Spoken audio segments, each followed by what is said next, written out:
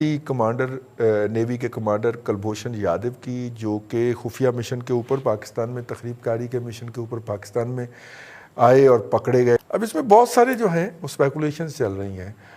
کچھ اسپیکولیشنز یہ بھی ہیں کہ کمانڈر کلبھوشن یادو کے اوپر ہم نے بلف کال کر دیا، بھارت نے بلف کال کر دیا ہے اور ہمیں ٹریپ کر لیا ہے۔ اب ہم اس کو آئی سی جے کے بعد ہاتھ نہیں لگا سکتے۔ اب ہم چاہتے ہیں کہ وہ اپیل کرے، ہم قانون بنا دیتے ہیں اس کے لیے، وہ اپیل نہیں کرتا، پھر اپیل بھی ہم خود کرتے ہیں، وہ وکیل نہیں کرتا، پھر ہم وکیل بھی لینے کے لیے عدالت کو کہتے ہیں، عدالت حکم کرتا ہے کہ جناب اس کا وکیل کون ہوگا۔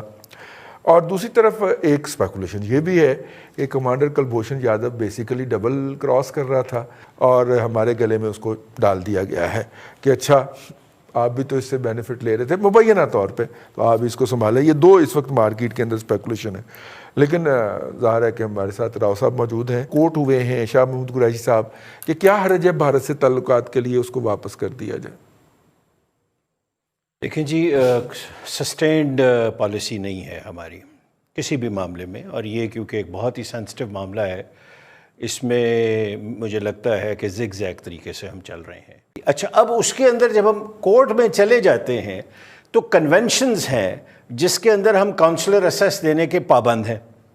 جو پہلی ملاقات ہوئی ہے فارن آفس کے ایک باکس کے اندر جسے خصوصی طور پہ بنایا گیا تھا، اس کے بعد انڈیا کے اندر ریاکشن بہت ہوا تھا، اور انڈینز نے کہا تھا کہ یہ ہماری انسلٹ ہے کہ اس طرح ایک بوڑھی عورت، ان کی والدہ تھی اس آدمی کی، کہ جی اس کو جوتے اتروائے وغیرہ وغیرہ وغیرہ۔ اس سے نکلتے ہوئے اب یہ ہے کہ جب ہم ایک چیز کو ہائپ لے کے اتنا اوپر لے گئے ہیں تو اب کوئی نیچرل طریقہ نظر نہیں آ رہا کہ اس ہائپ کو ہم لاجیکل اینڈ تک پہنچا سکیں۔ ناممکن بات ہے۔ بالکل ٹھیک ہے۔ ہم پروپیگنڈا وار میں اتنا آگے نکل گئے ہیں کہ بلرڈ ایک چیز ہوتی ہے جس کے اندر ہم جا چکے ہیں۔ اب جو کلبھوشن ہے، کلبھوشن جو ہے وہ سیکنڈری ہو گیا ہے۔ اب دو ملکوں کے درمیان ایک ایسی ٹگ آف وار شروع ہو گئی ہے جو بے مقصد ہے بالکل۔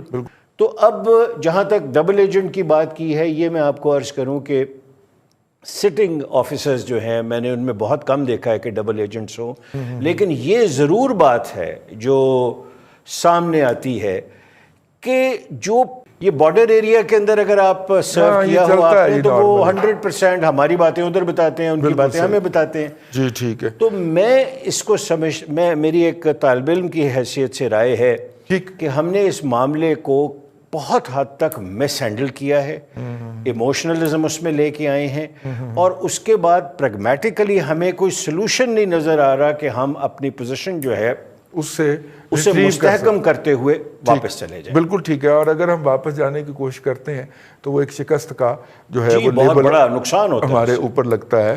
ویسے تو کچھ نہیں ہوتا، بہت کچھ ہو چکا اور کچھ نہیں ہوا، لیکن وہ شکست کا احساس جو ہوتا ہے، پیگ چاہیے ہوگا۔ اگر اس کو چھوڑنا ہے تو ہمیں کوئی جسٹیفیکیشن کہ جناب وہ آئی سی جے نے یہ فیصلہ دے دیا تھا۔ بھٹی صاحب، ہم اس کو اتنا ہائپ کریٹ کر چکے ہیں کہ نہ رہائی نہ اگلے بنتی ہے یا نگلے بنتی ہے، یہ میرا تاثر ہے۔ آپ کا کیا تاثر؟ اب رہ گئی بات کہ جی ہم نے اس کو اوور پلے کیا یا انڈر پلے۔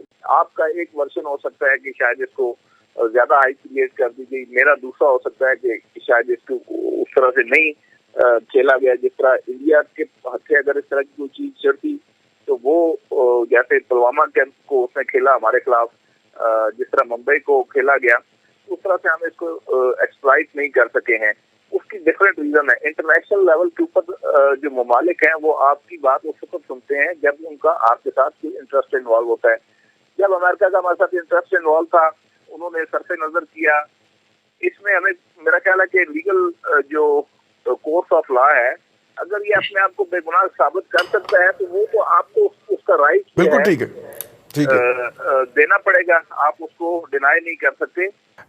اپنا چوئی ظہیر صاحب، یہ ایک صاحب کی سٹوری ہم نے 5ویں پشت کی جو ہماری جنگ لڑ رہی ہے قوت، اس نے بھی چھوڑی تھی، اور وہ کرنل صاحب نیپال میں جا کے ڈس اپیئر ہو گئے تھے، تو ہم کلبھوشن یادو کو کیوں چھوڑیں؟ یہ بھی ایک جنگ جو ہے جاری ہے۔ مجھے نہیں پتا وہ کرنل صاحب نیپال میں کیا کرنے گئے تھے، واقعی یہ ایشو ہے تو ہم نے پراپرلی کیوں نہیں اٹھایا؟ یہ کنونس ہو چکے ہیں کہ کلبھوشن یادو کو چھوڑنے کے بعد ہندوستان کے ساتھ کوئی معاملات کسی لیول کے اوپر طے ہوتے ہیں تو کلبھوشن جادو میں سے آپ نے کیا نکالنا ہے؟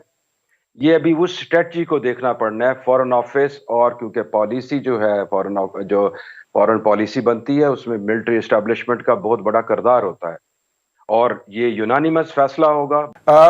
میرا خیال ہے کہ جس نے لیول کے اوپر انڈیا اور پاکستان ایک پراکسی وار میں رہتے ہیں، ہو سکتا ہے کہ لمحہ موجود میں اس طرح کے کئی کیسز دونوں سائیڈ پہ ہوں میں اس میں، تو یہ ایک ایشو ڈھونڈ کے اس کو پہلے ڈسپلے کیا گیا اور اس کے بعد اس کو ہائپ دی گئی۔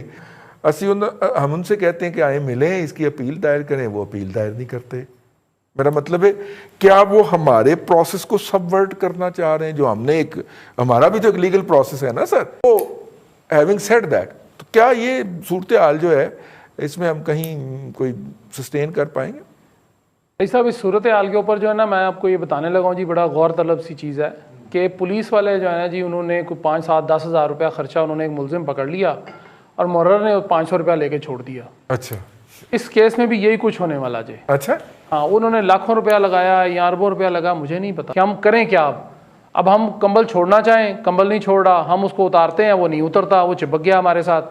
لیکن پرابلم یہ ہے کہ ہم نے اس کو ان نیسیسریلی ڈریگ کیا ہے۔ ٹھیک، اب وہ منتیں کر رہے ہیں ہم ان کی کہ جناب، مجھے نہیں سمجھ آئی آج تک کہ راتوں رات آرڈیننس دینے کی ضرورت کیوں محسوس کر لی گئی؟